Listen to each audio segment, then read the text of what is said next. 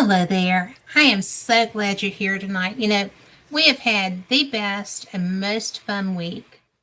And I have been, I've had two little boys who are so excited because they got a new brother, right? So we have been trying to be entertained, trying to make sure that everything happens that's supposed to happen with them, with me. Um, have other grandchildren that were doing activities, so we went to all their stuff. And the best part is that we played hotel roulette because I was I wasn't going to do housekeeping too. I'm such a terrible bebop. But no, seriously, Brittany is fantastic. Erin is taking care of her. Brodie Lee is our newest addition, and he is fantastic too. We went over to go see them this morning, played with the other boys because they went home with mom and dad because you can't keep them away from that little brother. And it's so fun because it's been a long time since I got to do that. My running buddy moved to Charleston and had the audacity to get engaged and married. So I don't have anybody to run from hotel to hotel with anymore until this weekend. So I'm just going to say that I love being a bebop. It's so much fun. And I love coming home to my dogs too. So all my kids know that's true, okay? Because it is what it is. But I know that some people had asked me how Brittany was, and they're fine. They are all fine. We found a new sushi place because who knew that all of my grandchildren like sushi? So we went and got bento boxes and hung out and were goofy, and then went and watched stupid stuff. They thought I liked it. And so now I'm going to vacate at home this week. And because boys go back to school, so I won't have anybody to play with. And Brittany is getting accustomed to the flow with Brodie. And I will go so she can nap some because I like that. And so if I look like I could be investigated in the paranormal this week, there's a reason for that. But I just decided because I didn't schedule anyone for this week because we were supposed to be in the hospital today. And we were going to be doing just a rebroadcast. And I figured maybe you were tired of rebroadcasts, right? Because I've had to use a lot of them in the last couple of weeks, and I'm going to need some again. So I'm going to make some. Seriously, though, y'all always hear me talk about the places that I go, the things I investigate, and such as that. I've actually been on teams. I really have. And I enjoy that. I am more of I don't think I'm a psychic. I'm intuitive. Sometimes it kicks over into psychic abilities depending on what's going on around me. I would probably be sleeping through a manifestation in my living room right now, but normally I'm very in tune. And I love investigating, but I have started not working with teams so much. I go and do my own investigations, and I have recently been to an investigation. I took my friend Carla Lee with me. For those of y'all that know the infamous Frank Lee, who is a fantastic investigator, but doesn't really anymore as far as with clients. He is living life and doing other things, but he's a great investigator, great researcher. And so Carla is his bride, and we get along like two runaway thieves. So when I had a request to go do an investigation from Jeremy York, I said, well, sure, I'll go do that. And so Carla went with me, and it was such a great time. It was our first time working together. She's pretty much full-blown psychic. And sometimes I am. But when we were on the way to the house, she said, well, there's a man there named David, and he was talking to me last night. I was like, okay, because I don't get information going in. I don't want to be pre-programmed or whatever. So we got to the house and we're walking around downstairs, and it was the most, oh my gosh, they're renovating. It's going to be the most beautiful house. It's made as a big C, basically. Well, if you count one, it could be an E, but it's beautiful. It's huge. It's very rural. And the people were having some issues with things happening in the house. And I will say, it's not demonic. It's nothing of that nature. But it was interesting because we're sitting there, we've got equipment running, we're sitting for an EVP session, and these wasps that were in the house were on the windows and they were just dropping dead. Never seen that before. So that was my introduction to this house. And Carla was just kind of like, that's a little weird. So, yeah, it is. So, but I'm absolutely certain. But the individual who was fixing this place up for a family member knew who David was. So that was interesting. And I love when stuff like that happens. But in this instance, the owner or the owner's daughter was a paranormal investigator, and a really good one too. But she wanted somebody outside of the family to come in, I guess, validate what they had going on. So we did that. And it was interesting, and it was a lot of fun. But so we're working on our reports. I decided that I wanted to add a little bit more to mine, so we haven't gone back for our review yet, but we are. And I'm so glad I had the opportunity to meet this person, because she is a Alabama, in my general area, paranormal investigator, and she has a team. And maybe I can go and do some investigation there, because I like helping people in their homes.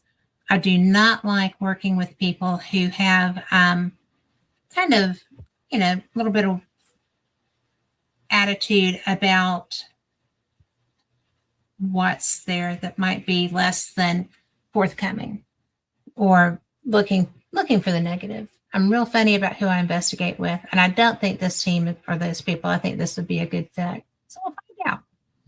But you always hear me talk about the places I go, the things that I see or experience. You heard me with Mikey recently talking about investigations. You hear me all the time with Lori talking about things that we do. And, I get them to bring their own evidence. And I decided, because this was kind of spur of the moment to be doing this show tonight, I thought maybe you'd like to see some of the stuff that you've heard me talk about. Because when I'm a guest on somebody else's show, I talk about experiences I've had, things that I've picked up. I did not go through all of my Scotland evidence to put in here, because I was running out of time, because I've been playing with the baby. So, but it is interesting to me, because I've got stuff from sloths, I've got stuff from residentials, and I get tickled a lot of times when I do residential investigations, because it's almost like the spirits are surprised that you're there.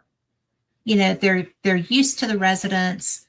If they're not a negative entity, come across a couple of those. I'm not real keen on that.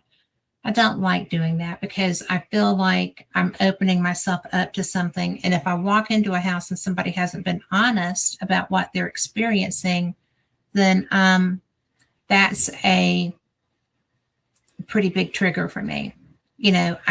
I would like to know what I'm walking into. If you feel like you have a negative entity, then you need to let your investigator know that, so that they can be prepared, or, they might need to do some sort of protection different from what they would do if they weren't anticipating that.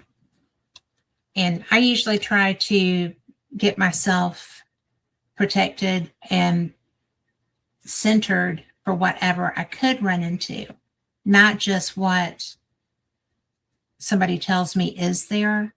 But if somebody says, well, I think there's something negative that could be going on, let me know. Yeah, I appreciate that. Any investigator appreciates that. But I think that one of the things that makes me enjoy this stuff so much is I get to help people that are maybe afraid in their own home. That's why residentials matter to me. And I haven't been afraid. I've been uncomfortable in my own home when there was something moving and shaking or whatever that I didn't anticipate. I had no idea what was happening. And that was when I was younger. Now I kind of just approach everything with a grain of salt. And I've walked into homes that definitely were negatively involved, and that tripped me out. And then I've walked into a place that the people were absolutely terrified. The woman had had a stroke, and the stroke created an odd physical manifestation in that she had an accent.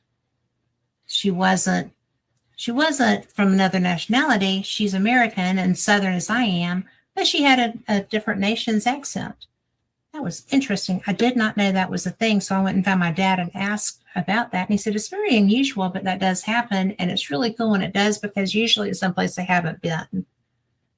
And I think that this lady was concerned that maybe something inhuman was affecting her as a result of the stroke. And that's why she sounded like that, which is why I went to my dad, who was the director of a hospital and a PhD doctor, not a medical doctor, but had a lot of knowledge.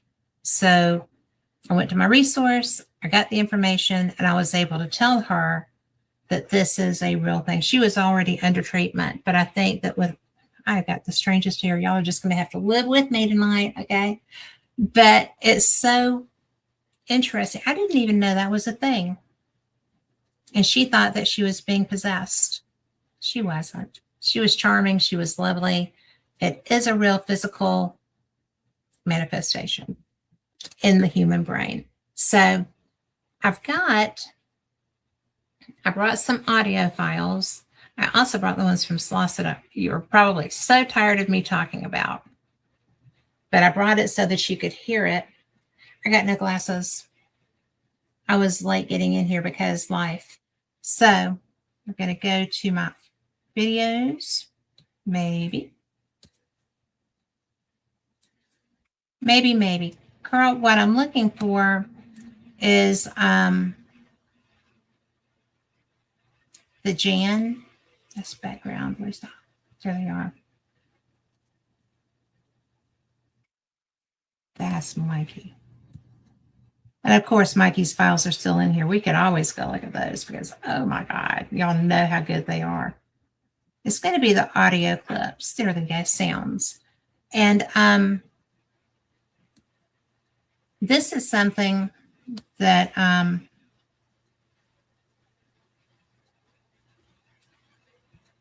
tell me I don't have that up there. I have set y'all up and I don't have that file up there. However, we're going to just look and see if we can't find that.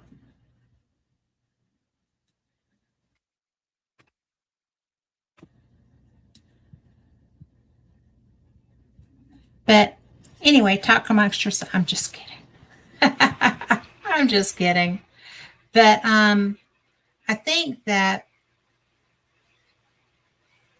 it's interesting because I don't understand how things like that can happen, how your brain can actually do this shift, and all of a sudden you're just all over the place. You know, it's something that if I had that happen, I would be really been out of shape because I wouldn't know what to do with that. And now I cannot find that file, Carl. So, oh, no. What file are you looking for? It is the one about Jan. Is it an audio file? It is. It's a video file.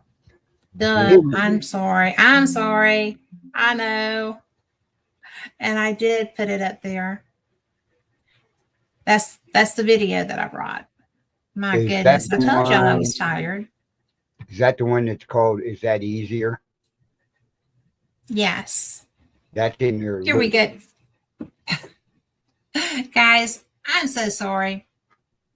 Like I said, I'm tired. Carl, will it still play? Yeah, let me see if it'll work here. Okay. Alrighty. Thank you for saving me from myself. Let's see. 81 round the license spot. 81. And then drop to what? So 77.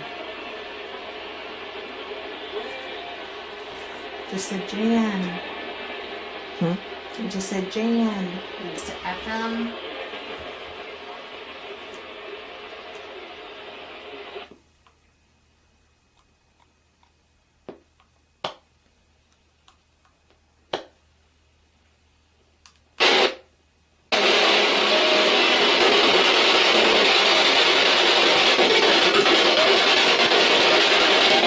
Is that easier for you?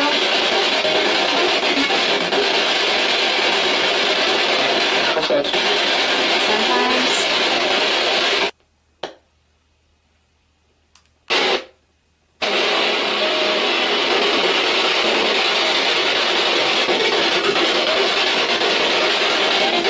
Is that easier for you?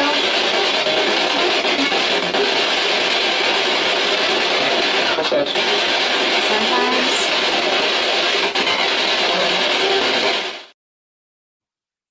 So that in that particular instance, I had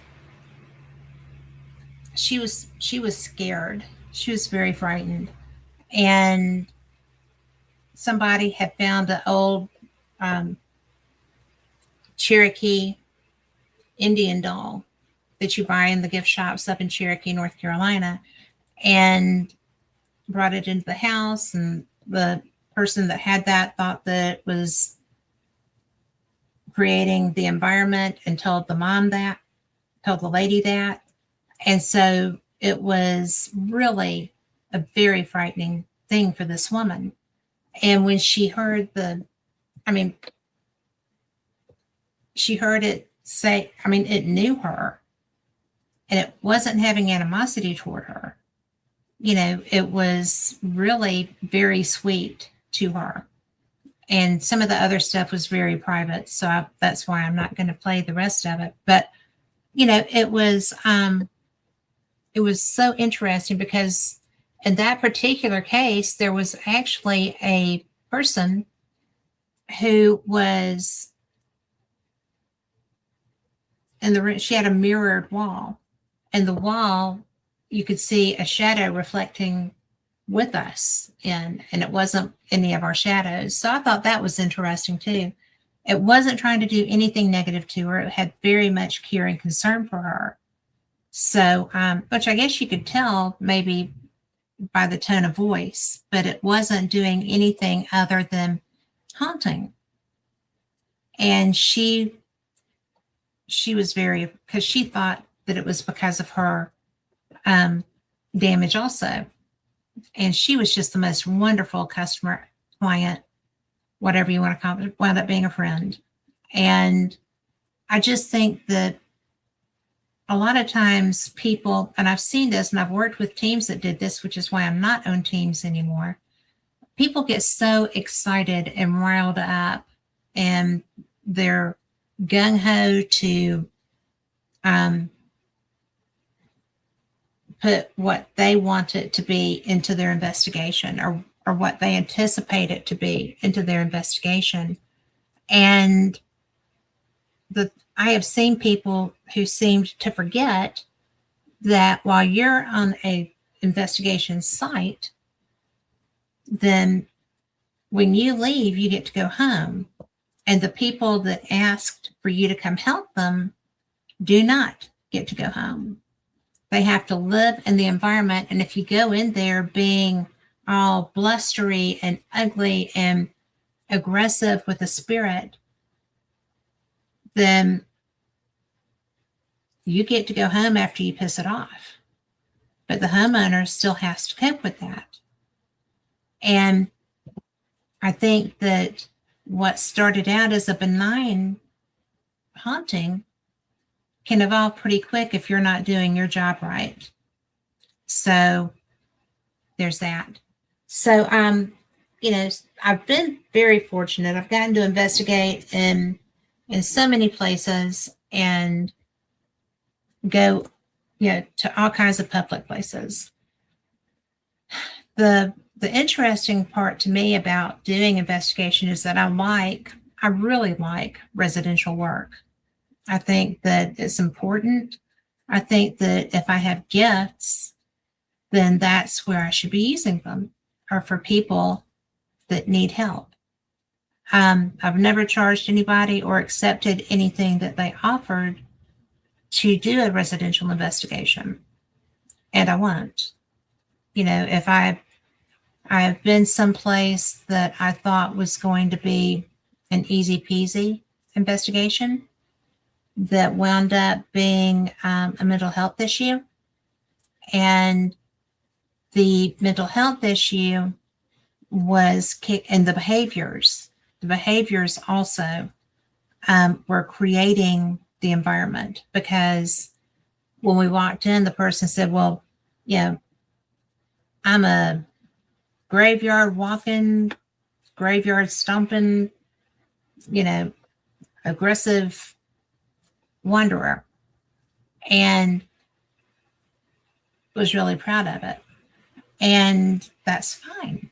I mean, because I like going into graveyards sometimes, and I've investigated in graveyards on occasion. I don't go into ones that are closed. I don't go into ones that are ancient, really. If there are cemeteries around here that have been vandalized horribly, I don't go in those, because those are not going to be happy spirits. And I've investigated cemeteries in Scotland, more than one. I've investigated I haven't investigated the battlefields. I have investigated in battlefields. Wasn't even really investigating. I was just kind of filming around me when I was in Gettysburg for my first time. And that was the place that I saw what I thought were rabbits that were not, and what I thought were trees that were not. And I will always appreciate so much the people who took me under their arm to go with them and just kind of hang out around Sachs Bridge, because that's a very active area. In fact, the last time I was in Gettysburg, I was just kind of hanging around there, and there were boot steps coming up. I had just kind of gotten off the main path and was just kind of, chilling. And there were boots coming up from the creek. I was so surprised, because nobody came up from the creek, just the boots. But, when I saw what I thought were the rabbits there, they were basically, lookouts. What do you call those, Carl, when somebody is kind of sneaking up through the grass to spy on what the other people are doing? They're lookouts, right? Or scouts. And I was just kind of so surprised. I was not nearly as surprised as I was when I saw the circle of trees over there and went to talk to somebody. And then when I turned back around, there were no trees. That got me. I was so very surprised. But I shouldn't have been, because my very first experience with Gettysburg was driving in, and thought there were reenactors. Looked away, looked down. There were no people there. So there's that. That was so cool. What a way for Gettysburg to welcome you, right? I liked it. But then, we've just had so many cool experiences. Culloden, if you're listening for the first time, I actually got injured psychically, I guess. On Rick McCollum calls it, I got shot. So, because that's what I told him. I was walking through Culloden and just talking to him, walking down the actual path. We weren't off the path. We were following all the rules, and I got shot in the stomach. And I was just like, what just happened? And it was a psychic injury. Not something you ever want to sign up for. Not going to lie. It was not fun, and it still hurts sometimes. And that's been 2 years since I was at Culloden, almost. The summer will be 2 years, year and a half now. But, I didn't think that was a thing. I would never heard of it happening, like on television and stuff. I did not think that was a real thing. And it was the second time I got hurt on that trip in a psychic manner. I'm not a psychic medium. I'm an intuitive. That's what I always call myself. I'm definitely not choosing to be a medium. They can make me hear things or know things if they want to. I don't ask them to. But it's really so trippy to know that these things actually can happen. So I steer a little clear of battlefields now. But the other injury that I had in Scotland was in the Writers' Museum when I got whacked in the back of the head. I'd been in one room. There's a little circular area, and then there's other rooms off of it. So I was going into the other room where everybody was because our guide was talking to us. And while I was standing in there, whack on the back of the head, felt for blood, no blood, thank God. But yeah, so that was my learning experience that year in Scotland. So we don't really want to do that again. But it was definitely an interesting moment. And that was something that I was concerned about perhaps bringing home with me, this experience, because when I go into people's homes, I don't want to be second guessing myself and maybe shutting down a little bit because I don't want to have this happen. Because, I thought I was shielded, and apparently shields were not really that strong in this environment. So it was fun. Said no one ever. But the Culloden thing, I actually had to leave the battlefield. And our driver took us down, a little bit of ways, and we caught our breath and came back. So thanks to Rick McCollum for getting me out of there. But I think that one of my favorite places to go is Gettysburg. And I missed the Gettysburg Battlefield Bash because we had a family member sick, and I had to cancel this year. I hope I go next year. But I just can't imagine having lived through what happened from street to street, from door to door through Gettysburg. It wasn't just on the battlefields that people were dying, people were being shot. We all know about the Jenny Wade house. We all know about everything else through there. Every bit of Gettysburg and the surrounding area was a battlefield.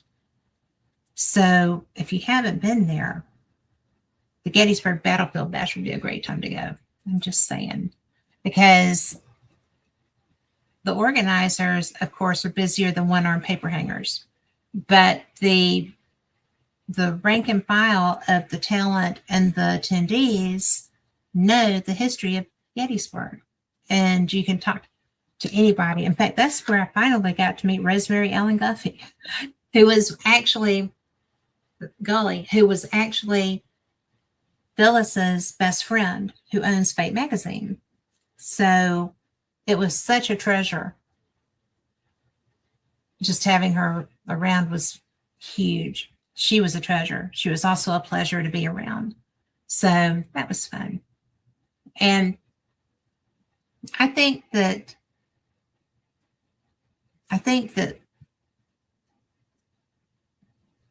we don't really treasure our histories here like they do there in Scotland. You know, I've been Confederate battlefields. I've been in Wars of Independence battlefields. I have experienced a lot of different things. There's a place called Stones River Battlefield that is near Nashville, and I like to go there too. I don't go to Chickamauga because I just haven't. I know that there's an awful lot of activity there. I can't tell you how many people have told me that they have seen soldiers marching through Chickamauga. They cross the highway that you have to go through it on. A lot of people live around Chickamauga Battlefield. And the former manager or whatever before Ronnie got Old South Pittsburgh, and yes, she did let it get to where you would be sick, probably investigating. I was there the night before it closed. Could not believe there was an event there with it in that shape.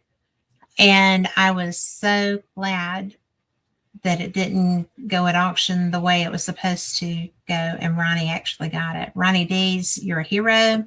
I hope you feel better. I know that you weren't. And just, you know, I think that he's a hero. And he also has another hospital in Tennessee. I'm going to get the name wrong. I think it's Harrelson. If I'm wrong, don't shoot me.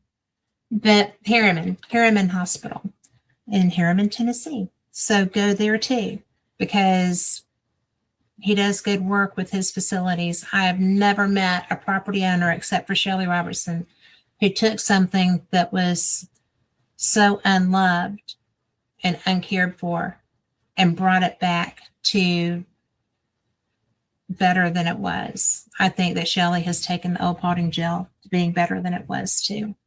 And I know Ronnie has, because I have worked volunteering in that hospital before he got it and after he got it. So there's that. And I actually, darn it, I should have put that in there. I got an EVP when I was up doing the first work day I went to there. And there was I was just working in the bathroom. We were coming out of the chapel area. If you haven't been to Old South Pittsburgh, why not go? It is so amazing.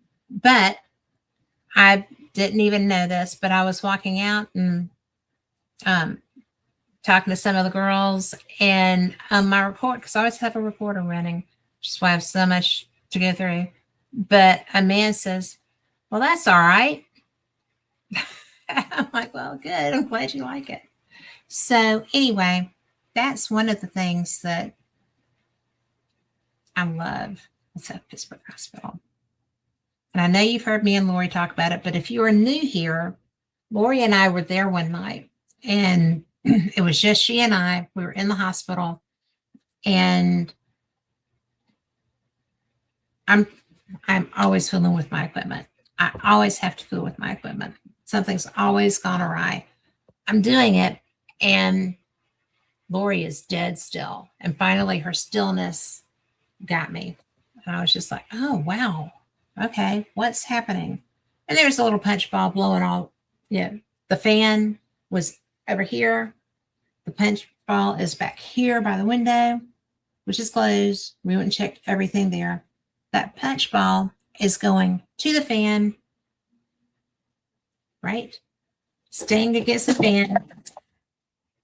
Well, those dogs won't be back in here tonight.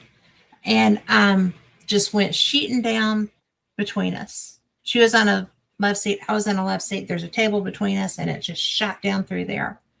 I was busy with a voice recorder. I couldn't get something to work. And so that's why she was still, because she was waiting on me to see it. So, go to Old South Pittsburgh. It's so cool. And, we got to go to Winchester House a couple of years ago, and Mikey was there too. That was so fun. There were a bunch of people there. And David, hi, not my David, but a David out in California who came with us. That place was so swinging. And Patty Negri was there. She was doing a seance. And I've got to tell you, I think Patty Negri is one of the nicest women in the paranormal field. She is vivacious and fun and kind, and just kind of calls it as she sees it. And there were so many people there who were completely fed by her. My mom came through. Don't think anybody knew it was my mom except Lori, maybe Rick, but it was the coolest thing for me. And I was just like, thanks, but it was a big crowd of people, so I couldn't really acknowledge too much. I did say, yeah, that's mine, but it was awesome.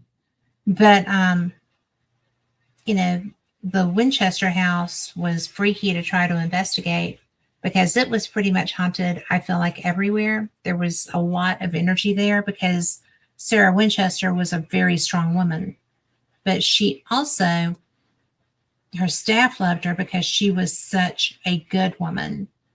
And I did not put that picture in here, but I'm sure if you haven't seen it, you will, because I'll put it up on my Facebook.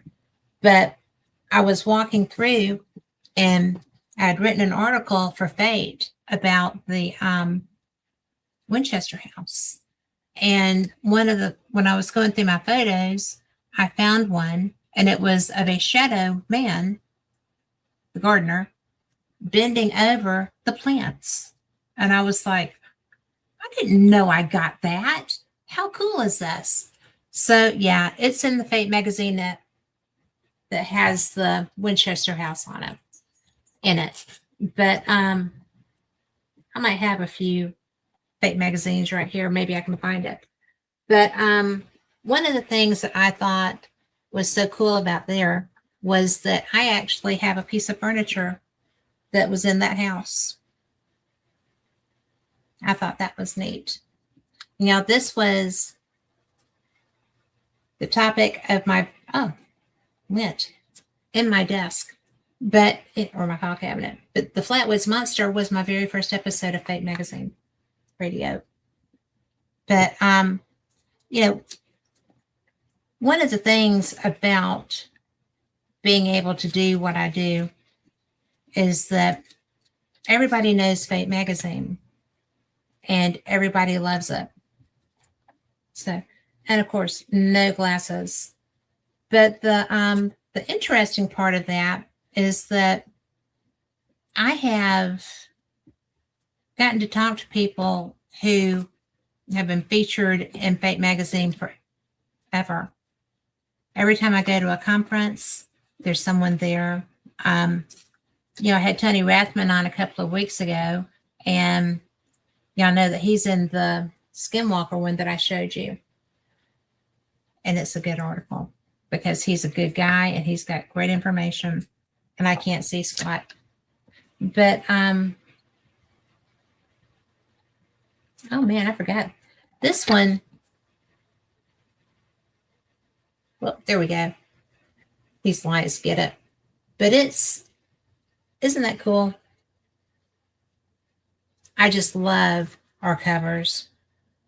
And this one actually has the Curse of Luke Castle in it too. So I'm never going to find this. These are all old. But this is the one that Tony Rathman is in. This is our newest one. And it's all dog-eared because I've been reading it. So I think that being so blessed to be representing Fate Magazine is my favorite thing that I've ever done in all of my work. because it's one of those things that everybody knows what it is just about.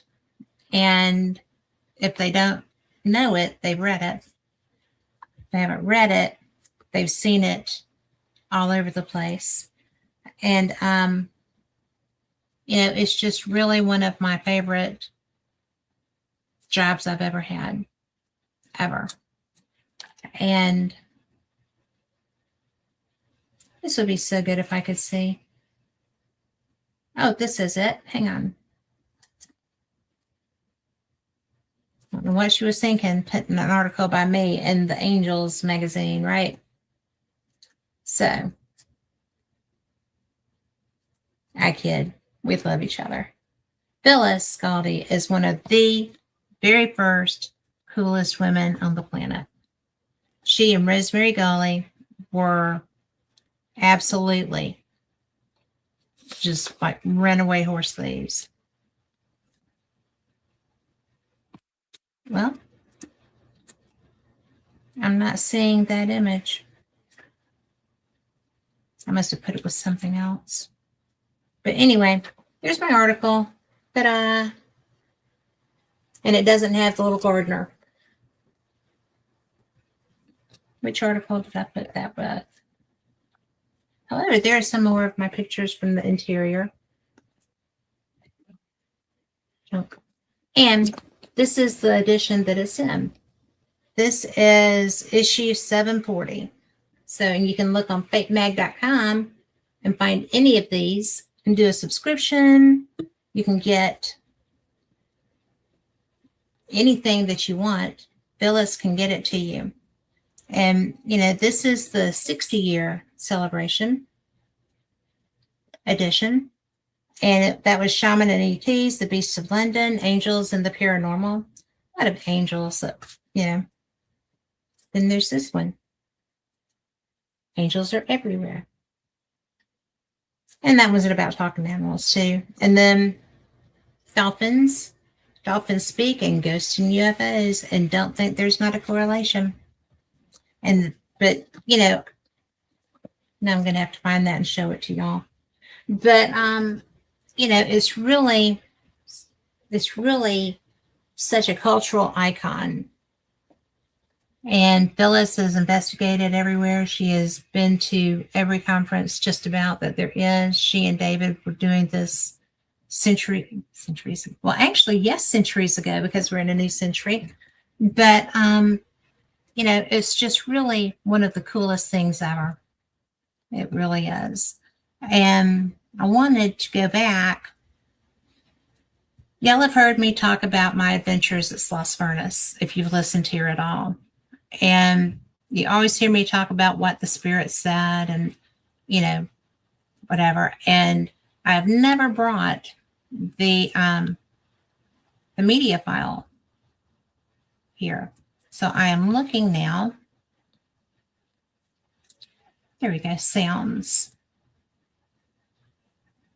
This was, I was in Sloss Furnace in the boiler room by myself. I had been down there with some friends that wanted to experience it. I walked up with them to go out. The son was scratched on his belly. That was different and new. It happened as we were walking out the door. And so I told them I was going back down to make sure I hadn't left any equipment down there. And I was going down there to find out why in the world somebody scratched a kid. So it was interesting because I've told y'all about a lot of this. I was in the boiler room and this is what I heard. It was doing that before I turned my phone off of airplane though. Did you hear the footsteps? It was doing that. Okay, Carl said he heard them. Off of airplane though. All right. So I went back down because I was already down. I went back to ask a question. Who are the men that people see at the top of the stairs?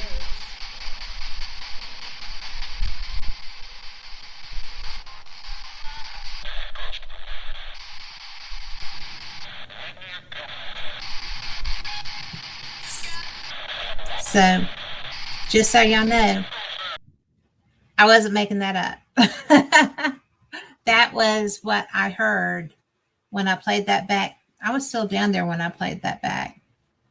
And so then, How many times do you get somebody like that coming to visit you on a Saturday with ways to be able to hear you and you're not talking to her?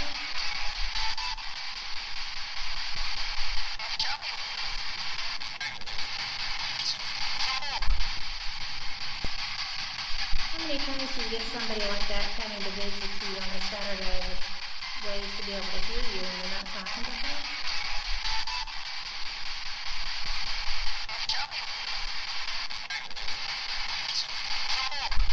all right, Carl gave me the nod.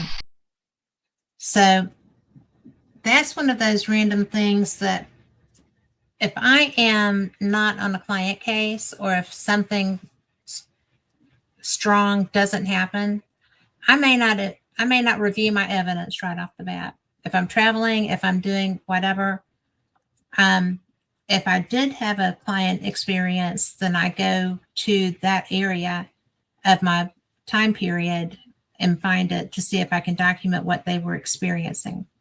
I will listen to it at my leisure. Like if I'm traveling, I'll listen to it on the flights or whatever. But I don't think this is Sloss. I'm going to play this because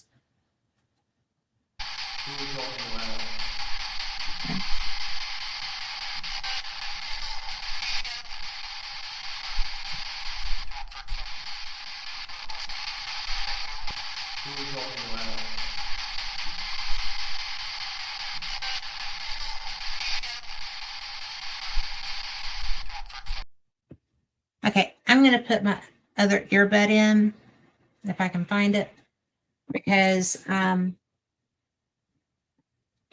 yes, because this was a residential that I was working. Oh, I can hear everything. These, if you are someone who has a hearing problem, I don't get paid for this, but I'm going to do it anyway. If you have a hearing loss issue, hearing aids are like $4,000. If you get good ones, if you have a real need, if you need to do whatever. And so I was getting away with the little amplifier things. They weren't really helping. I have some hearing loss, which makes my investigations kind of interesting now. I have to wear my earbuds.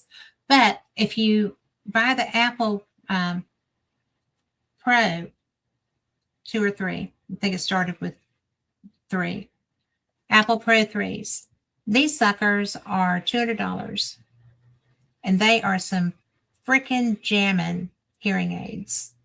Plus I get my tunes, okay? Plus I get to hear my evidence when I'm reviewing it. But if you go into, you can set it on your phone, okay? You can do a hearing test on there. You can get the information that you need. $200 hearing aids, maybe $250. Anyway, however much they are, they're not $4 freaking grand, right?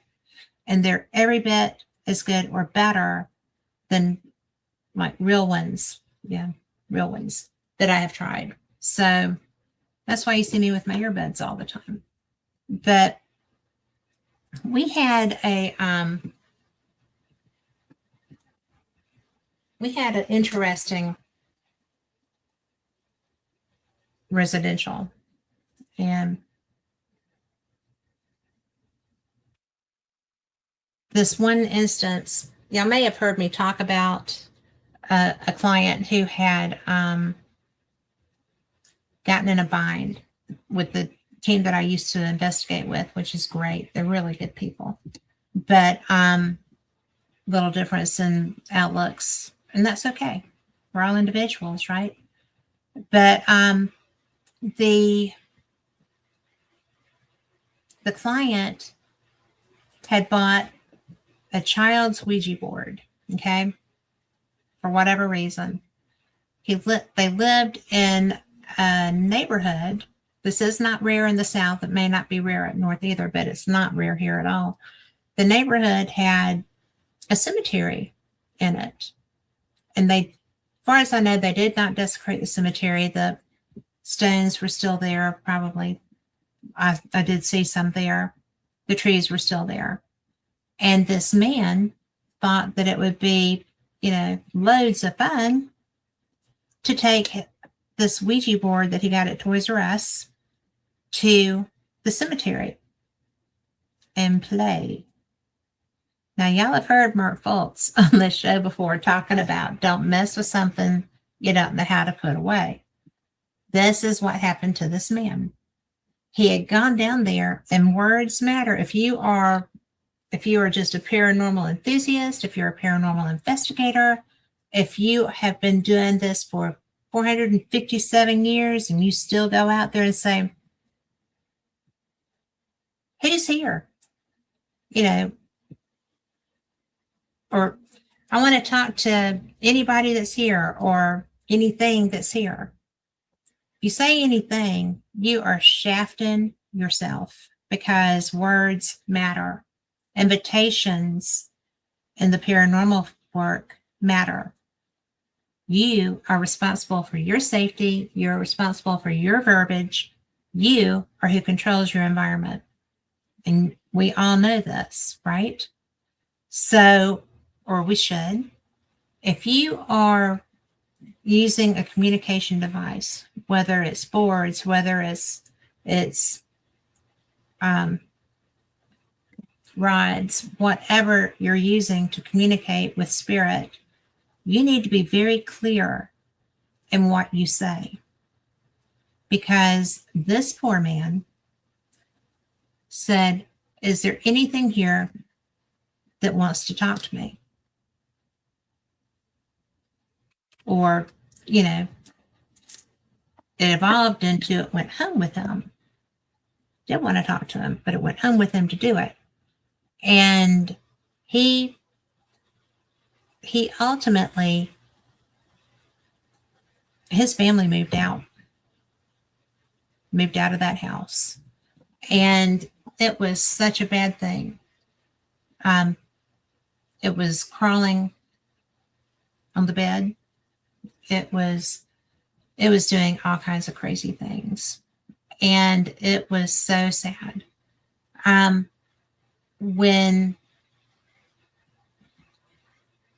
we went back, because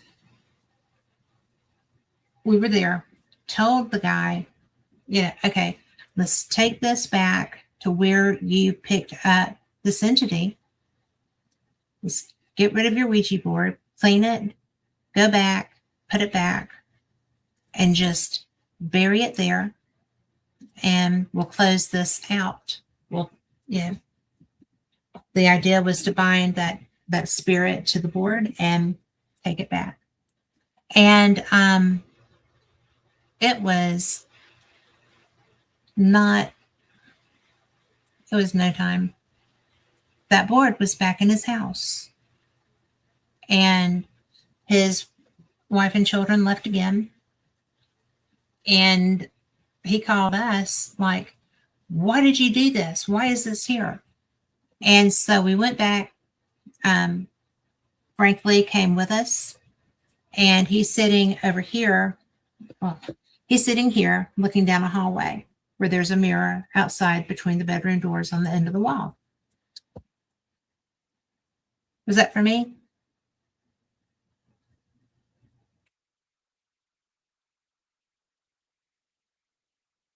And am I okay?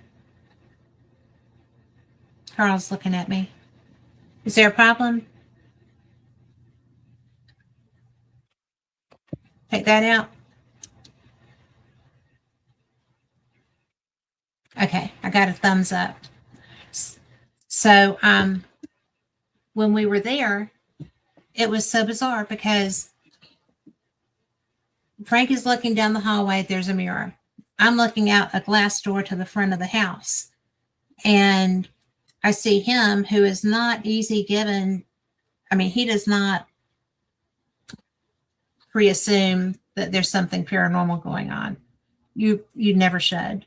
But he's sitting there looking down the hall, and he's like, there's a lot of shadow movement, and it looks like there's a lot of it in that mirror. And I said, really?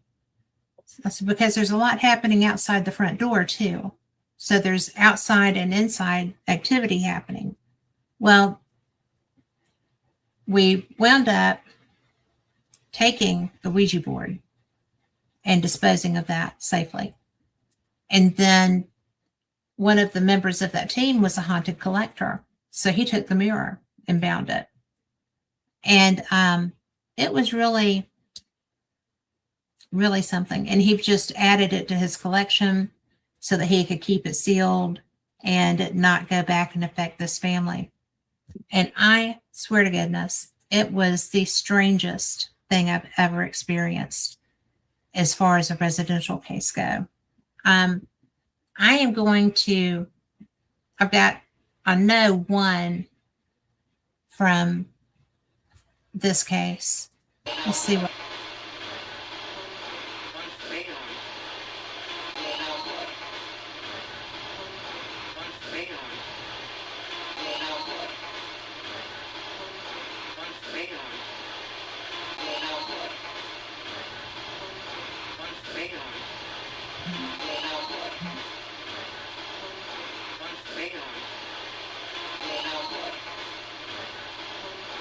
Now I can't understand it with that. Carl, could you ascertain that? Play it again.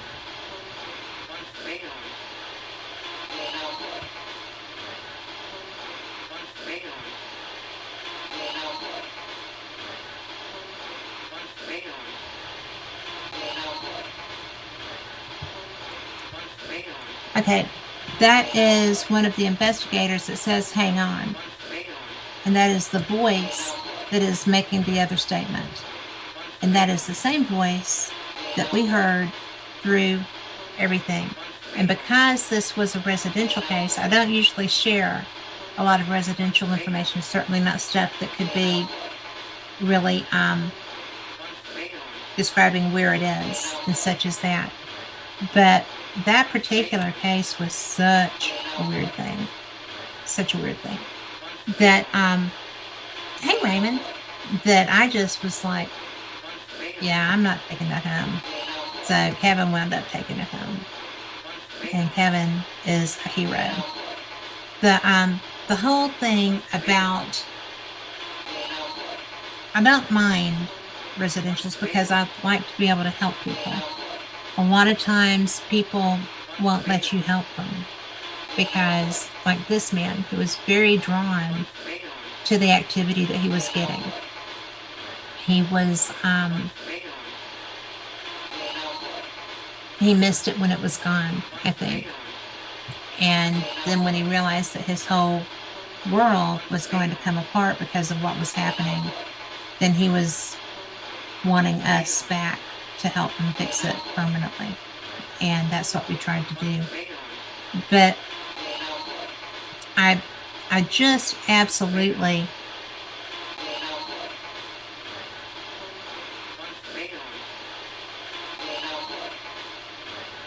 I'm looking at this file because I think this is from Sloss. I'm going to play this. How many times do you get somebody like that coming to visit you on a Saturday with ways to be able to hear you and you're not talking to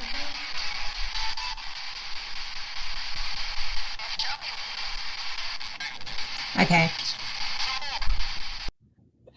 This place was so funny because same house, second time. While we were there, I had forgotten this. But anyway, we were like, we're here to do an investigation. We're here to talk to you. We're here to find out why you're back. We're here to find out, and that is the history behind this because it wasn't talking to Frank. So. How many times do you get somebody like that coming to visit you on a Saturday with ways to be able to hear you and you're not talking to her?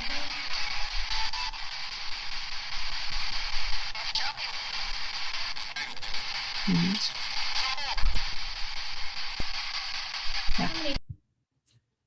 And what's funny, that Yabol is on one of the Sloss recordings too, because it was so funny.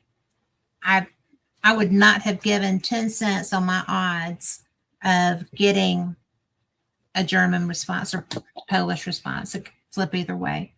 And I've had that happen in 2 different locations that I know of. May have happened in more, but I do know that it's happened in 2. And to me, that was just crazy, because I cannot fathom what that was like that created that. And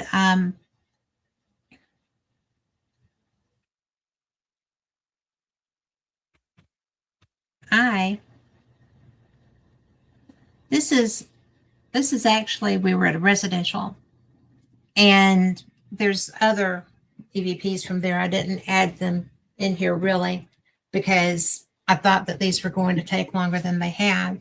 But this one instance, you're always asking, well, who am I talking to? What's your name? What are you doing? Pertinent things. And there were 3 women investigating this house. There was one woman, homeowner, and that's not true. One man was there with us. But we were there, we were investigating. This individual, the homeowner, had children, and we didn't know that there was a little girl, okay, that was in the house, a walking around size little girl. So the gentleman that was with us is a doll collector. So he's very open-minded. He's very great with his spirit dolls. He is a great person, great human. So we were doing the investigation, and I see him go incredibly still. I mean, just like froze. And I was watching him because I was worried, because I think, oh, something physical must be going on. And I realized he's looking down the hall. And I'm like, what? And he was like, is there a child here? Besides the baby that she had with her. Is there a child here? And I'm like, there's not supposed to be. And I looked over at the woman. She said, well, I put her down to go to bed. So the doll collector had a 2-year-old little girl coming out of her room and coming down the hallway. And it wasn't funny at the time, but the fact that he thought that a spirited doll could be the possible answer to this, or a baby ghost. And there are baby ghosts, don't get me wrong, but it was such an interesting moment. This house was really it was an individual that was creating the haunting. I feel like it was a living individual that was creating the haunting. And so when we're asking who it is, this is what we got.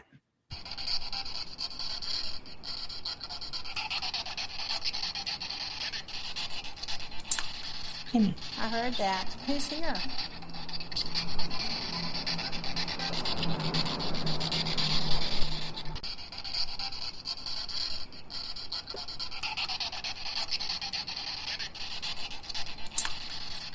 I heard that. Who's here? But, it was just such a weird thing, because when we're asking, for a name, we get a man's name. And Kevin was the only man there. So that was fun. And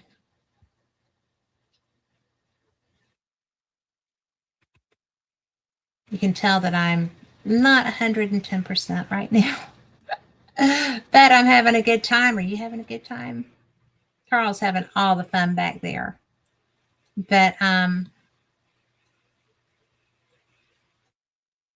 have got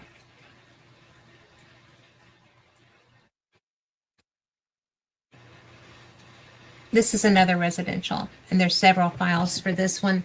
This was this house was on a road that had a lot of accidents, and it was in the area where my sister lived.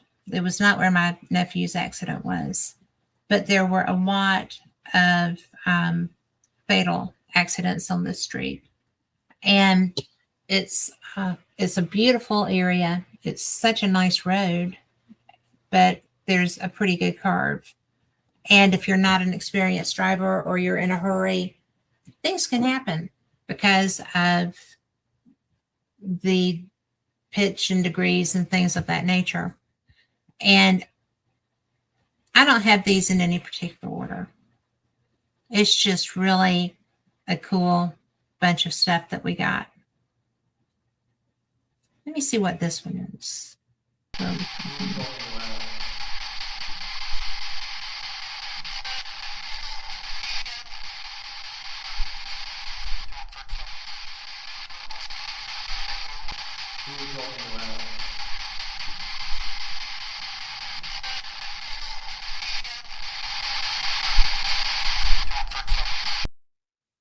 Okay, I can't make that out with just one earbud. I usually have this in a program that I can pull them out better. So sorry about that. If you got it, let me know. But oh,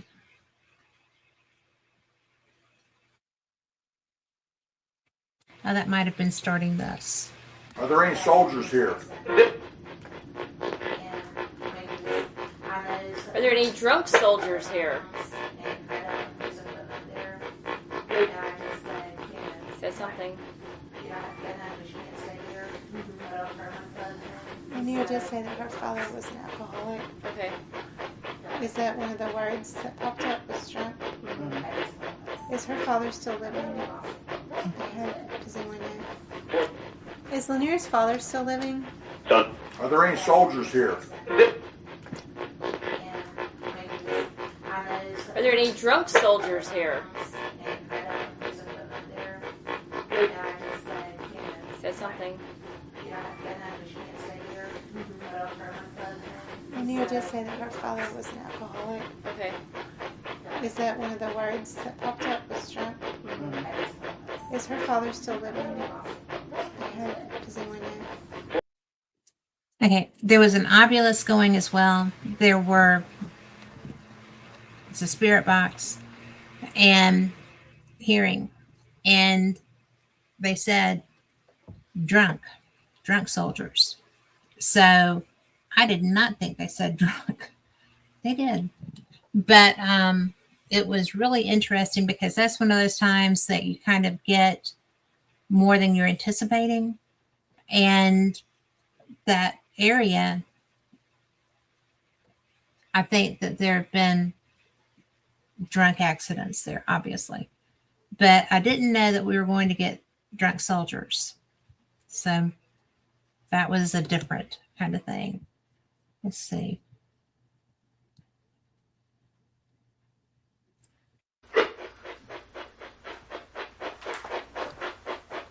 Where do you feel the chills on your arm? As soon as she picked it up, it started going away. Oh, okay. But no, it was like my face had chills on my arms. So pretty. Thank you.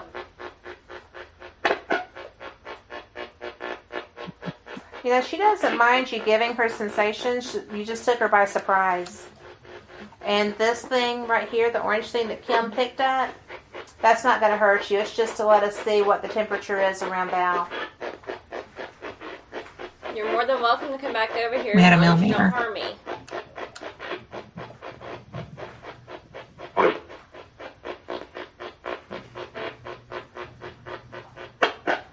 Is there any difference on my left elbow? Other left. Let's see. 4. Other left. That's 81, 82. So yeah, there's like a 4 degree or 2 degree difference. Between my elbows? Uh-huh. Yeah, because something's holding my left elbow. That's wild. I love that tool so you can see that. Who's standing next to Kat? We were using new equipment.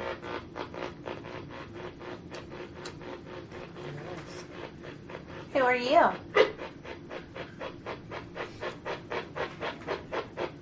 Is it really? That's so cool. You. Are you Ed?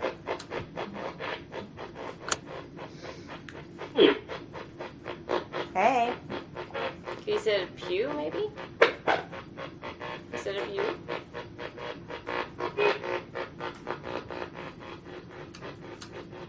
And see, Kim's looking at the temperature around me right now, and that's not hurting either one of us, right? So you don't have to be afraid of the equipment.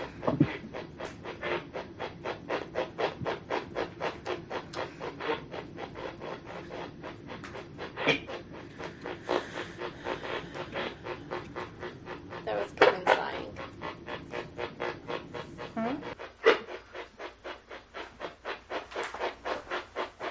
Where do you feel the chills on your arm? As soon as she picked it up, it started going away.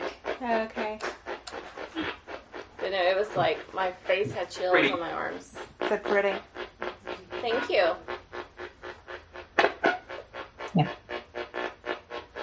You know, she doesn't mind you giving her sensations. You just took her by surprise. And this thing right here, the orange thing that Kim picked up, that's not going to hurt you. It's just to let us see what the temperature is around Val. You're more than welcome to come back over here as long as you don't harm me.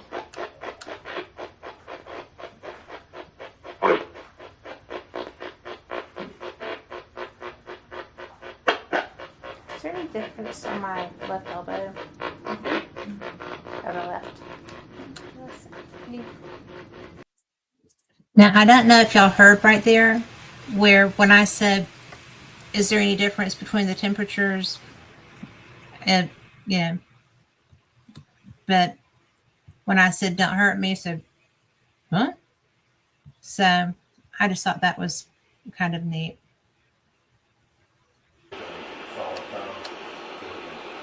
What happened? That's weird. Yes, it works. Happy Valentine's. Free chocolate. But she said, that's kind of weird. It said it makes it worse, right? That was bizarre. Because it works. It went totally quiet. And I need a few things. Like totally quiet. And the first thing it says when it came back was, it works. Like Did you this. doubt us? Worked, not worse. I've never heard it do this.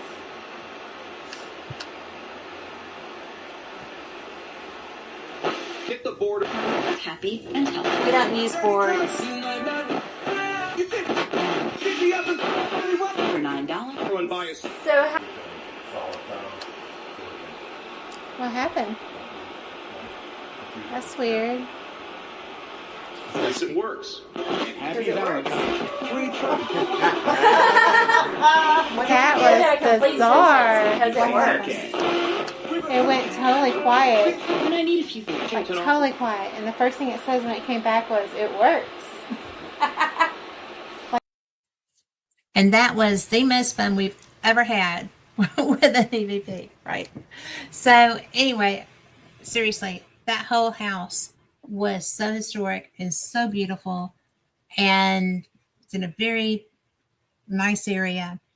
And when we finished that investigation and brought the evidence back to them, they moved. And that was a family home that had been in that family for generations.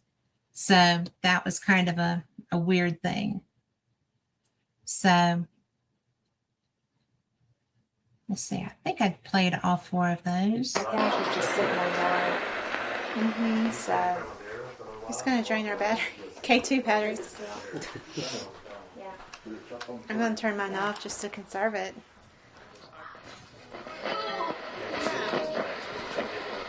the couch was just sitting on yard.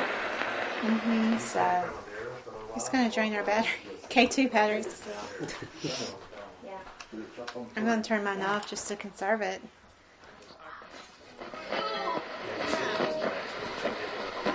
the couch was just sitting on yard. Mm-hmm. So It's going to drain our battery. K2. So that particular house had more activity, more surprises. The whole house had spirit through it, and they had just done the basement. The crawl space of the house was treated with the polyurethane stuff, and everything was pristine. It was such a gorgeous area. We got a lot of evidence down there, and I figured it was because it had been changed. And when we were actually in the house upstairs, that was where they were. We had all this equipment out. We had REM pods, we had recorders, we had K2s, we had everything that we had was through that house. And we wouldn't turn it on until we were in the room with it. And that was why it was so funny when the man said, "It worked." And I thought that was cool because he was excited because he could communicate, I think. That's what I took from it. But there was so much in this one location. And it was just a normal family of four, beautiful home, beautiful land, beautiful place. And they happened to be in an area where A, there had been Civil War activity, B, in front of their house were a lot of catastrophic accidents, and C, they did have family spirits there because it was an old family ancestral home, right? So everything combining together kind of like got them ready to go. And so they moved into a smaller place that was absolutely gorgeous and very suited to their family. And they just called it a day. It's the first time I've had a client move from their home because of the activity. And I think it just made them that nervous to know that there were actual spirits there. It's one thing, I think, for them, and a lot of people feel this way. It's one thing when you can like laugh about the family spirits, right? Or laugh about the ghost in the attic or whatever. And then when clients, especially these had pre-adolescent children, when parents see this as happening, they're not nearly as comfortable with it as they might have thought they would be. But these were the first clients I ever saw actually actively leave their home. And they were happily ever after. So, and I'm not sure which one this goes to.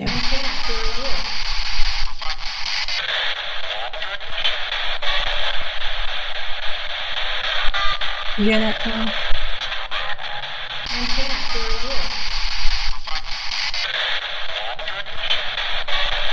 Maybe.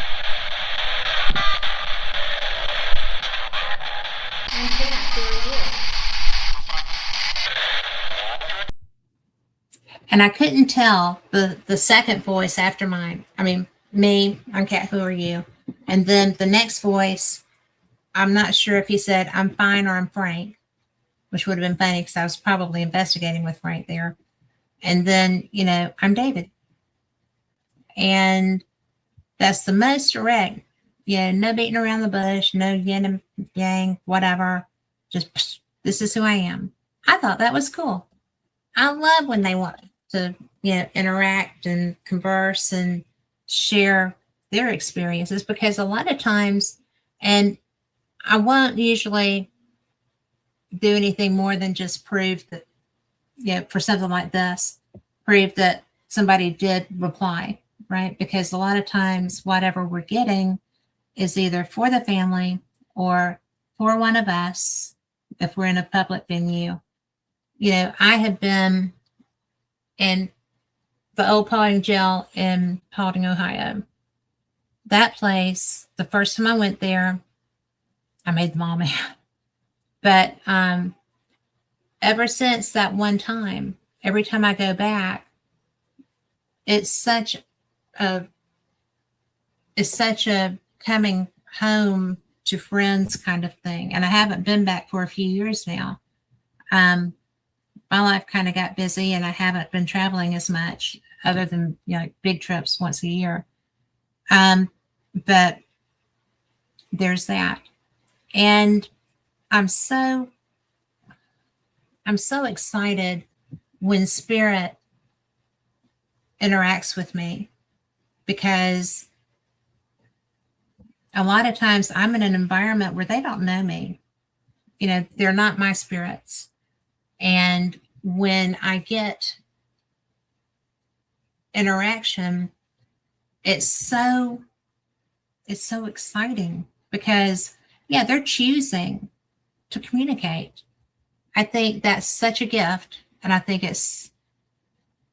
I have had a negative experience on an investigation, but it hasn't been one that made me stop. Like I said, when I was in Scotland, I got physically whacked. And there's an event coming up with May Herndon's group, who are going to Scotland, and they're going to be investigating with the Scottish Paranormal guys. Ryan O'Neill is going to be the lead talent.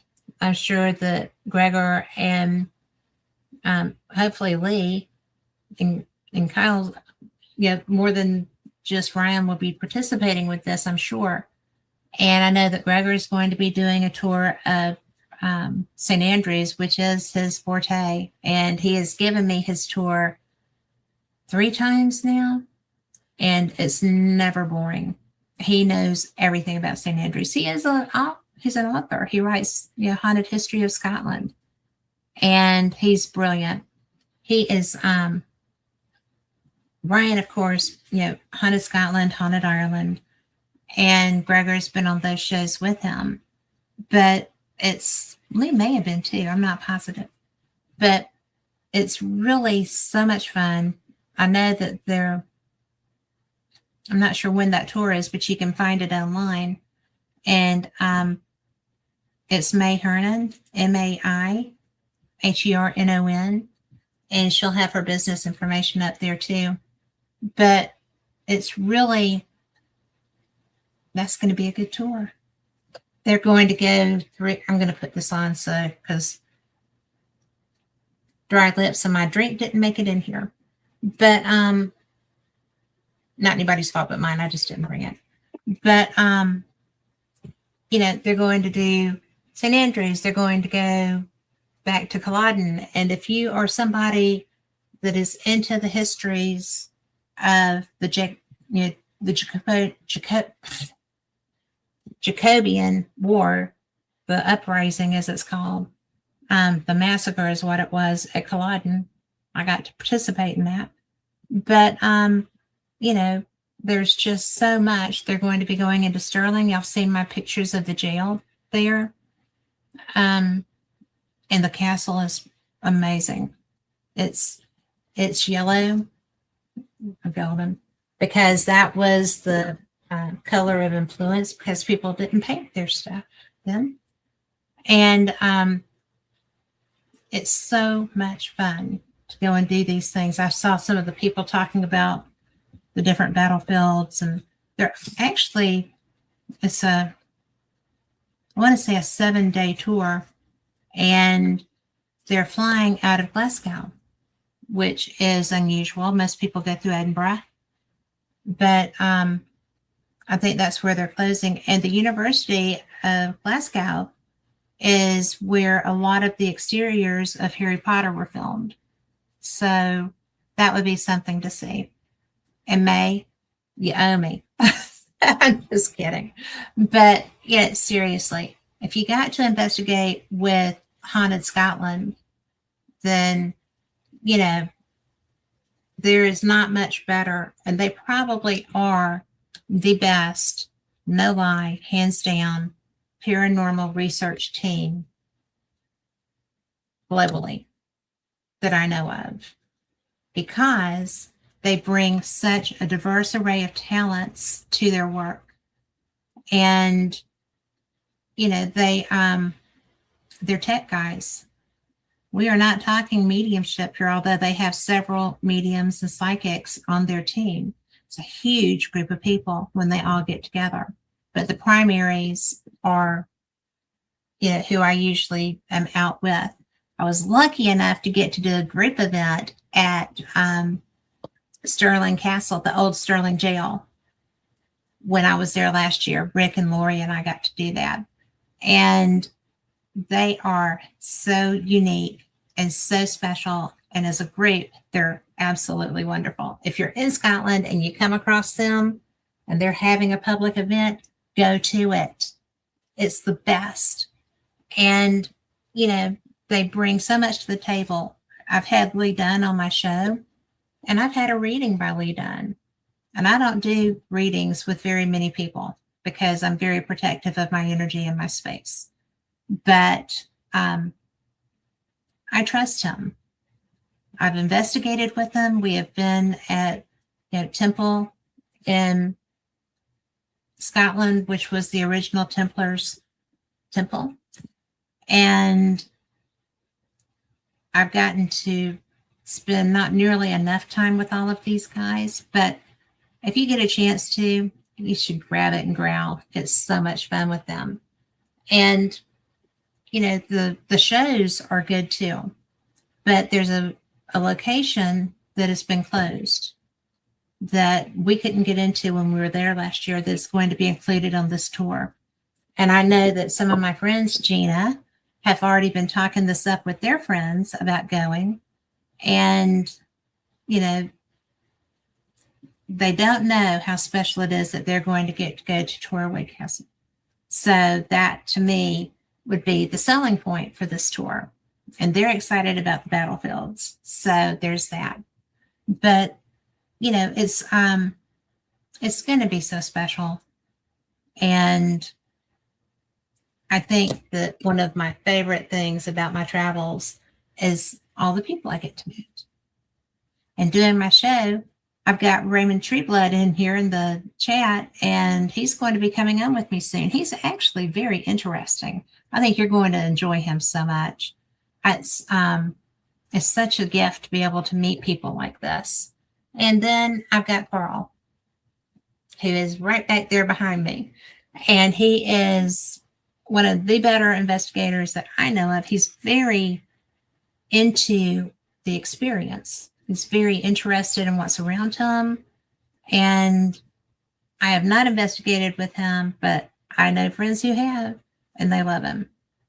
And I love him because he saves my bacon all the time.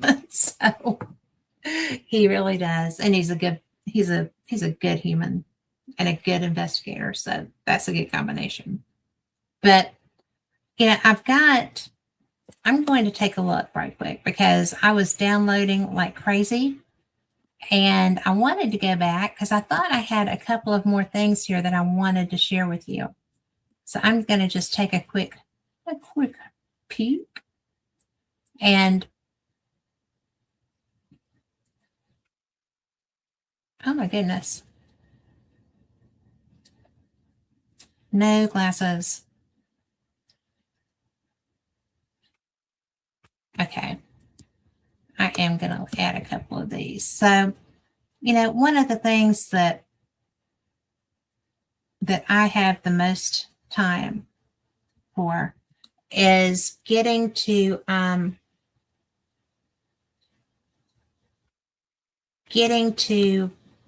have the opportunity to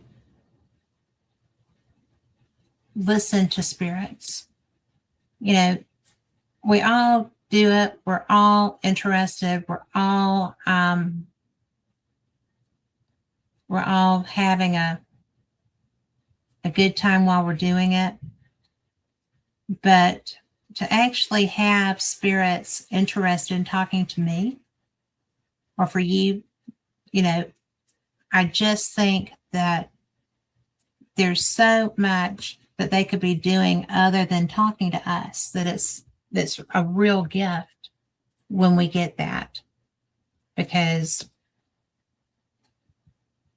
it's just, man, when they decide that we're worthy of communication, when they have so many people who are not user friendly, people that come and get scared, or people that come and try to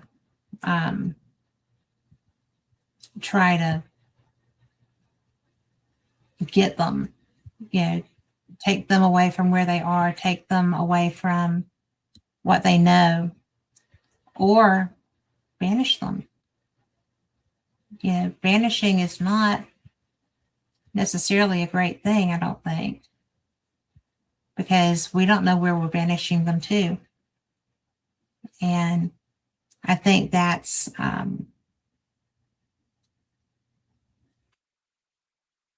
one of the things that we just don't know. And I think that's why I get bent out of shape when people are like, oh, they're demons, or we have to bind them. And I've been in a case where I did have to bind something, and that was trippy. And I didn't really know what it was, but I was told that I needed to do that. And so I didn't know how to do it. I had never done that. And there I was doing it. And I actually felt like I was in such a bind from it, myself, because I couldn't get the gist of what this was that wasn't really going away, although people had tried to move it. And I am by no means really the be all and the end all binding things. So I was nervous. I really was nervous. And it worked out, I think. But,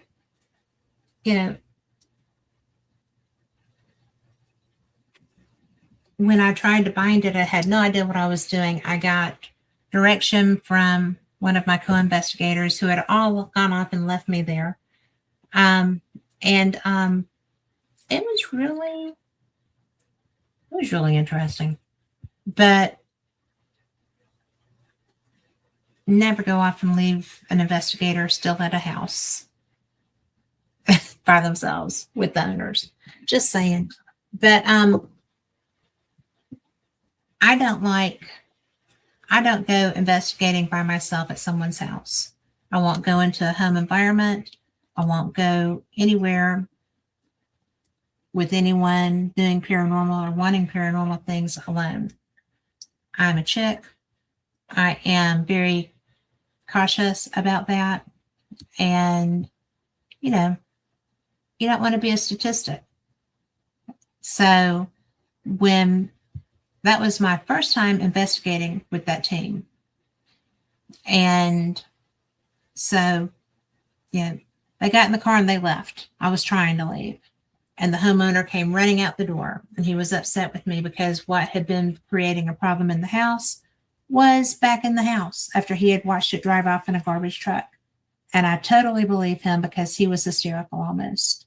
And I was just kind of like, I don't know why that's there. And he put it in my car. He said, you are taking it with you. And so I was just like, I don't think I am, sir. And so he wouldn't take it back. And I had a cell phone, but I was in a no zone, and I'm calling and I'm like, I don't know what to do with this. I'm not taking it home, but I don't know what to do with this because he's put it in my car. Is whatever was attached to it, does it have to stay attached? Right? And so one of the people were like, well, you just need to bind the spirit to that item and then throw that item into water. I'm in my car. I don't know how to do a binding spell. And because like I said, this was my first time investigating with the team ever. So it was just like, oh my. So I did what was instructed. I found a body of water. I am so anti-litter.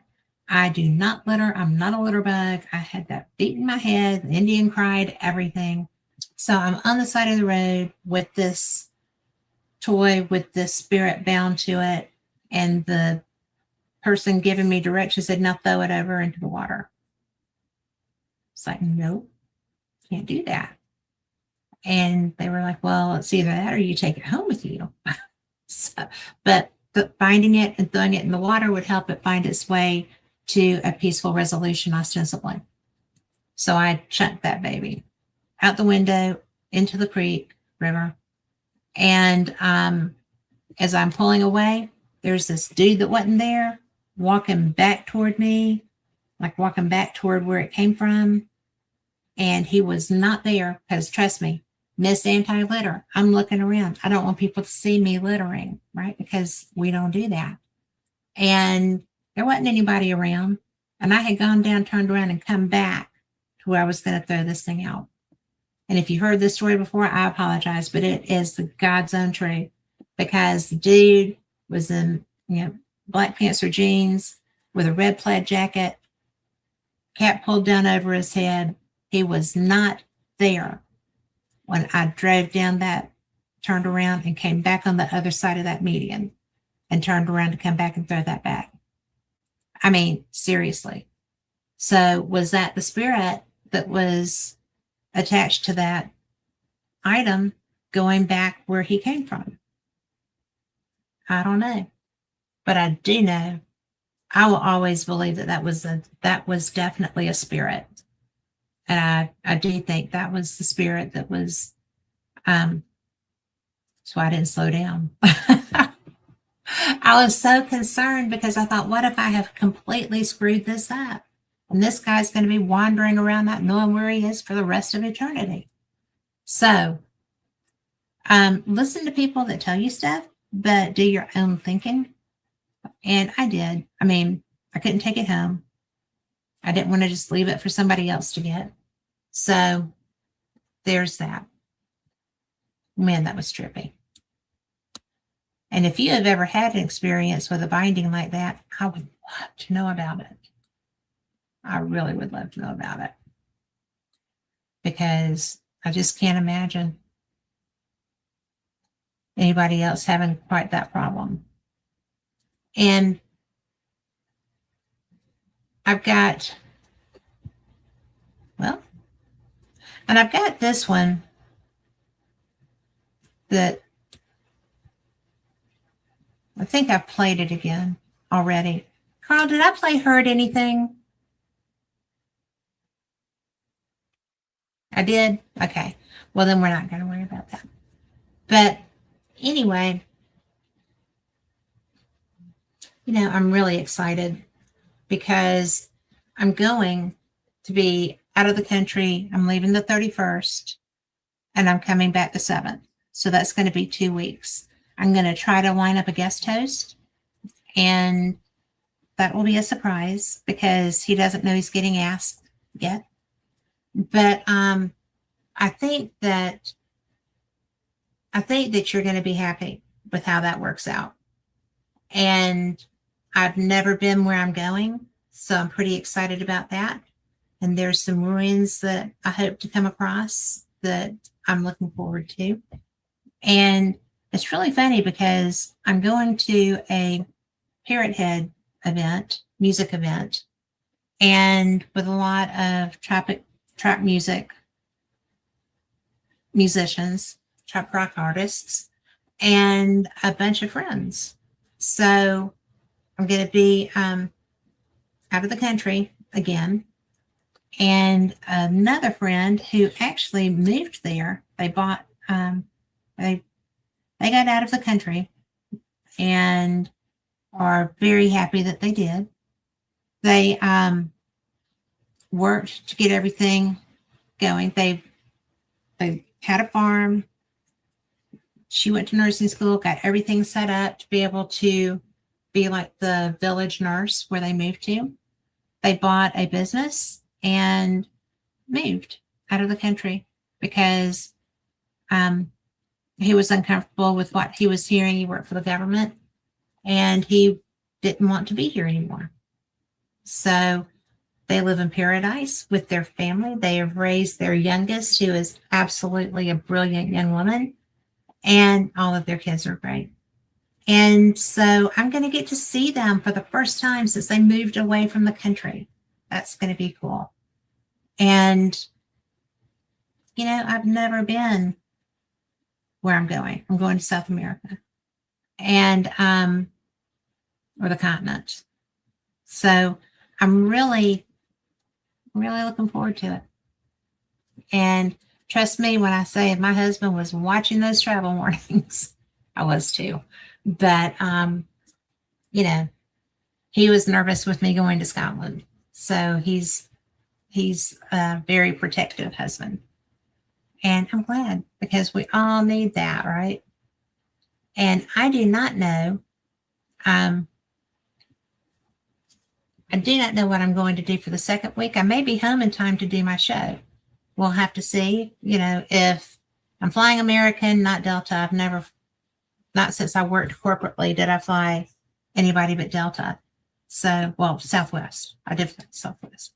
I won so many points because they were having a Macarena contest. I got points. So we're killing time waiting in Las Vegas because we always fly Las Vegas because David likes that, you know, Southwest to Vegas. But it was fun. But I am so excited. I hope y'all have fun too, because we had snow at our beach today. And Carl and I were talking about Denise, this, you know, pre-show. Denise Pridemore is one of my dear friends. She is one of the nicest women on the planet. But she moved down to the beach without me. Can you believe that? So I don't blame her. She lived up in the snow areas. So she went where she got more snow today. But it's fun because it doesn't last there. And she can look out at the white sand and have pretend snow all she wants to. But, you know, we were laughing because last year when it snowed down there, it was a lot of snow. And I got down there. I drove down from Birmingham.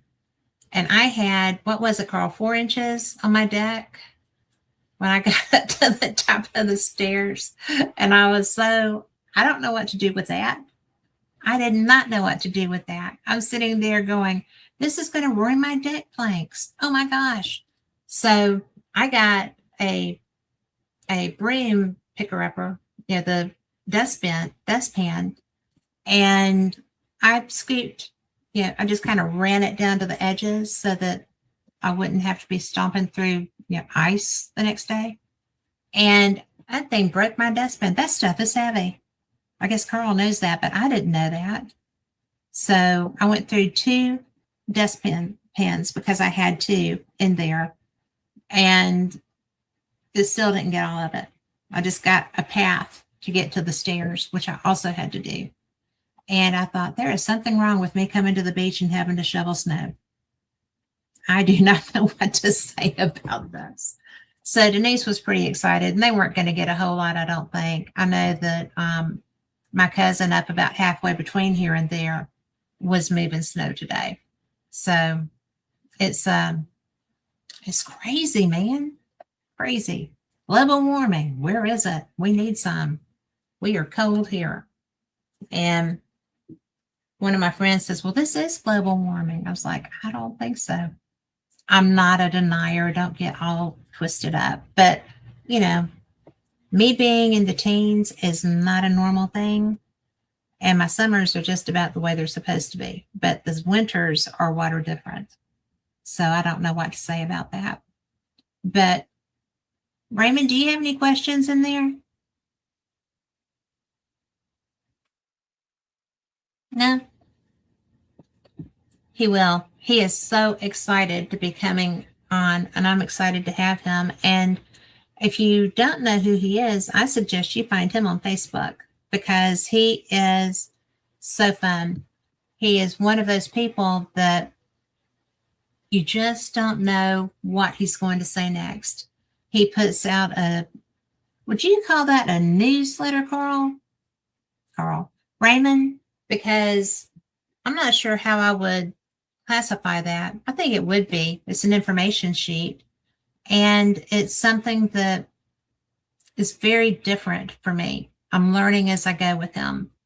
And I love that. I love learning because sometimes you don't know how much you didn't know till you start reading and listening to other people. I think that's one of my favorite things about doing this radio program. You know, I've done paranormal experience for, I guess, going into my 11th year now, or finishing my 11th year, one of the two. And Denise could tell you, Denise knows every date for everything any of us have ever done. She's so good at that. I am so bad at that. I blame it on the ADHD. But, you know, it really is interesting because since I've done paranormal experience forever, I've done Fate for going into my 6th year. And the things that I learned, Fate magazine has been in publication since 1947. And the first article was, the first edition was on UFOs. Since then, everything has been covered. It's so interesting. I mean, well, I put those back up. Probably shouldn't have done that. So, this is the, oh my gosh. If you run into Rick McCollum, you need to ask him about Leap Castle. But this is The Curse of Leap Castle, and then Rip Van Winkle, Alien Abductions. And I just think that is so much fun. Sure do wish I could see this stuff. Right? But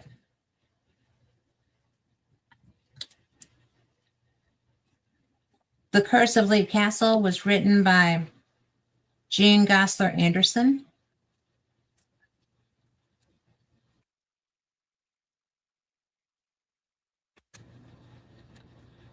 Simon and the Skull Seances. Now, that was written by Robert Schock, PhD, who is no longer with us. But, you know, when I started hearing about the skull experiments and things of that nature, I didn't know what to expect. And I'm going to tell you, go research that because some of that is so bizarre. And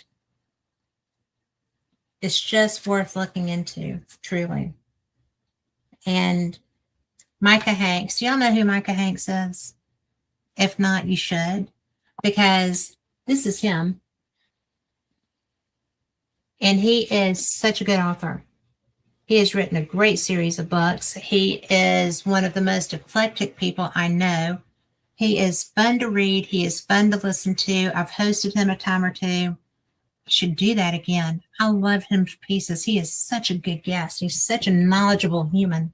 So we'll see about getting Micah back for you too.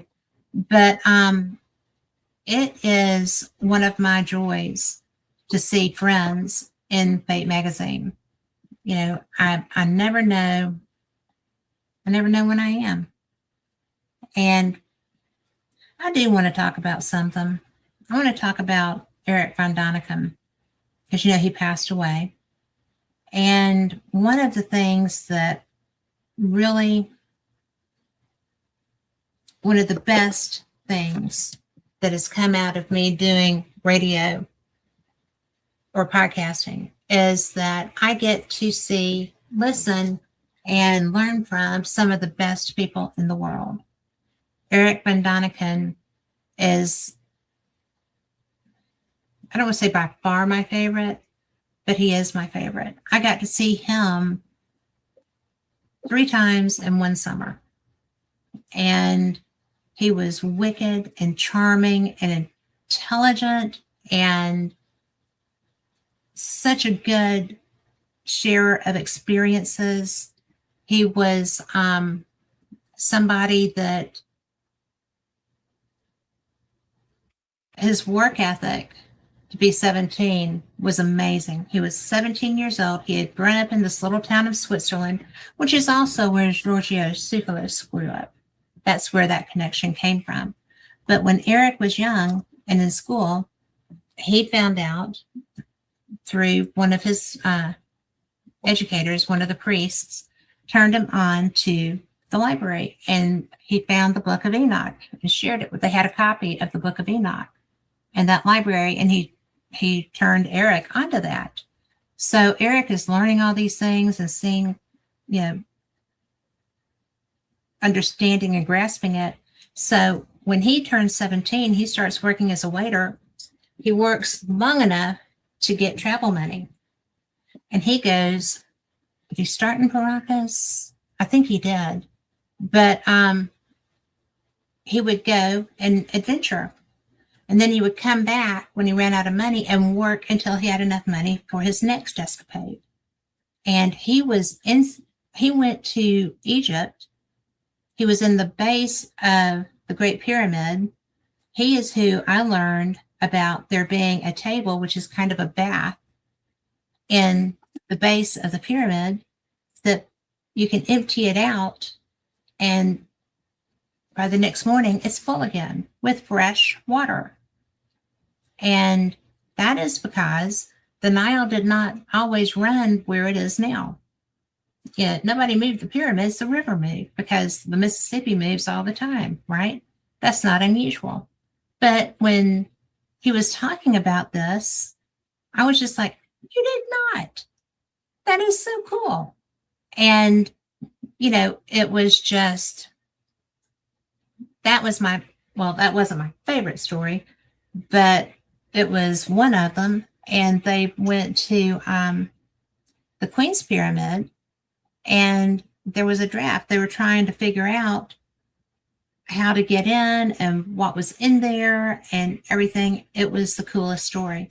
So then, oh my word, he went to Paracas. He saw the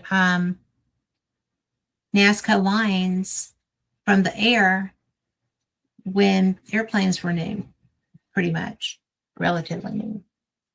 And he saw the Nazca lines intact. He had pictures. I mean, he went to, where was that? He went everywhere. I mean, he went to Tetuan, where the H blocks are. I mean, he was, of course, now he knows everything that he didn't already know. Or that's my belief. I think that when we die, we get the answers to all of our questions. Or we get to go find them for ourselves, which I would be okay with too. But, to be able to sit and listen to this man talk about all this stuff, I could sit at his knee for years just listening, because he would never run out of experiences, right? So I think that I was so well gifted to be able to spend time listening to him. And I'm so thankful I had that opportunity.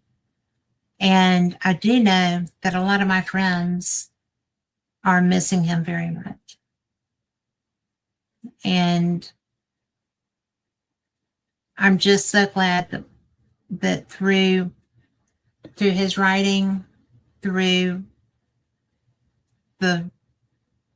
the insight of Kevin Burns, who was the producer of Ancient Aliens, creator of Ancient Aliens, I think that it's pretty cool. And, I was only doing paranormal experience for a couple of years when I applied for credentials to the very first Alien Con, which is the Ancient Aliens Convention. And I got approved. I was a nobody. and they brought me in. And I was stunned. And I found the executive producer, Susan, and I said, thank you so much for letting me be here. This matters to me so much. And she was like, well, you're welcome. We're just glad you're here. We like what you do. They knew what I did. I mean, really?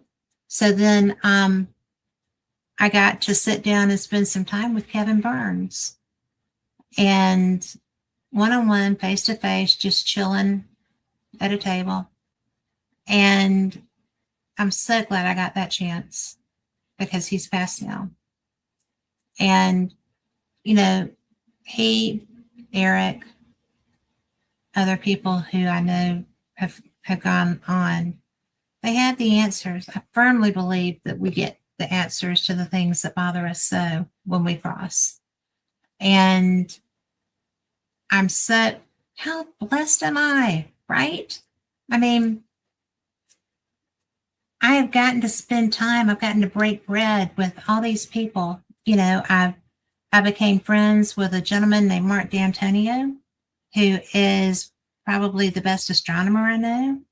And he is actually going to be at Eureka Springs if you want to go this year, because it's the Eureka Springs UFO conference. That's where I actually met him. I went because my friend Chase Klotsky was speaking that year. It's the first time. And I was credentialed for there, and there's no way I was missing Chase. So I went, and that's where I got to meet friends. Oh my gosh. I'm so lucky. But Mark D'Antonio is cool. You would like him. And he's on Ancient Aliens a lot too. So keep your eyes peeled for him. But we are out of time, and I can't believe it's gone this fast. I hope you enjoyed some of this evidence that I was sharing with you. I find it fascinating. Anytime a spirit shares with me, I am so appreciative because I have such curiosity. It's why I do the things that I do. And I know that you do too. So be blessed. Thank you so much for being here. And, you know, this was a little scattered. It's a lot of information, but I hope you enjoyed it. And take care. And I'll see you Wednesday. Same cat time, same cat channel. Good night.